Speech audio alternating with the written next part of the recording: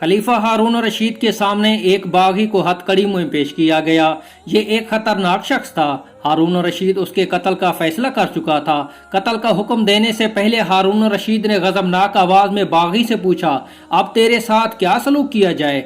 उसने बेखौफ होकर कहा, वही सलूक जो कल अल्लाह आपके साथ करेगा। हारून रशीद का गुस्सा फौरन दूर हो गया। उसने सर झुका लिया। चंद लम्हों तक वो कुछ न कह सका। फिर थकी हुई आवाज में बोला, इसे आजाद कर दिया जाए। सिपाहियों ने उसकी हथकड़ियां खोल दी। बागी दरबार से चला गया। दरबारियों में से किसी ने हारून रशीद से कहा, अमीरुल मोमिनीन, ये आपने क्या किया? बागी का एक जुमला सुनकर उसे आजाद कर दिया।